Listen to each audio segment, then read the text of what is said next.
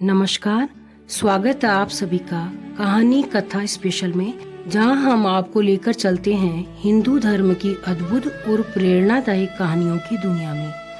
यहां आपको मिलेगी पौराणिक कथाएं, देवी देवताओं की कथाएं और अनमोल कहानियां जो हमारे जीवन को दिशा और प्रेरणा देती है। तो चलिए शुरू करते हैं एक नई कथा की यात्रा। बोले विनायक जी महाराज की जय। एक गांव में एक ब्राह्मण व उसकी पत्नी रहते थे। ब्राह्मण देव बड़े ही श्री गणेश भक्त थे और उसने अपने घर में एक छोटा सा सुंदर सा भगवान का मंदिर बना रखा था, मूर्ति स्थापित कर रखी थी। वह प्रतिदिन स्नान आदि से निवृत्त होकर आराध्य देव की पूजा अर्चना धूप दीप करते थे। घंटों गणेश चालीसा स्तुति आदि का पाठ किया करते थे। आरती के समय झालर घंटी आदि की आवाज से ब्राह्मणी बहुत परेशान होती थी।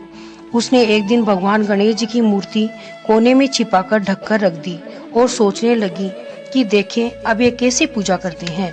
तभी कुछ समय बाद ब्राह्मण देव स्नान करके कमरे में मंदिर के पास पधारे और मूर्ति को वहां न पाकर उदास मन से अपनी पत्नी से क्रोधित होकर पूछने लगे। तब स्त्री कुछ नहीं बोली। इतने में ही श्री गणेश जी को बहुत जोर से हंसी आ गई। ब्राह्मण व ब्राह्मणी ने कपड़ा हटाकर देखा, भगवान श्री गणपति जी की मूर्ति जोर जोर से हंस रही है। दोनों पति पत्नी उनके चरणों में नतमस्तक हो गए और बारंबार प्रणाम करने लगे और अपने व्यवहार के लिए पत्नी क्षमा याचना करने लगी। रिद्धि सिद्धि के दाता श्री गजानंद महाराज जी बोले, मैं तेरी भक्ति से प्रसन्न हूँ। यह कहकर उन्होंने उसके घर को धन वैभव हीरे मोती से भर दिया। पुत्र प्राप्ति व सुख शांति का वरदान देकर अंतर ध्यान हो गए।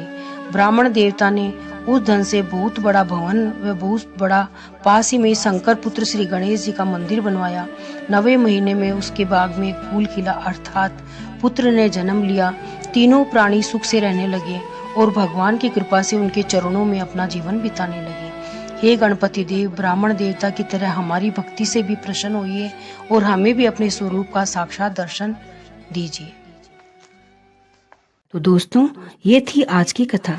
अगर आपको ये पसंद आई हो तो हमारे चैनल कहानी कथा स्पेशल को सब्सक्राइब करें, वीडियो को लाइक और शेयर करें और कमेंट सेक्शन में अपने विचार जरूर लिखें। हम फिर मिलेंगे एक नई कहानी के साथ। तब तक के लिए धर्म और आस्था की इस सफर में जुड़े रहिए। जय श्री हरि।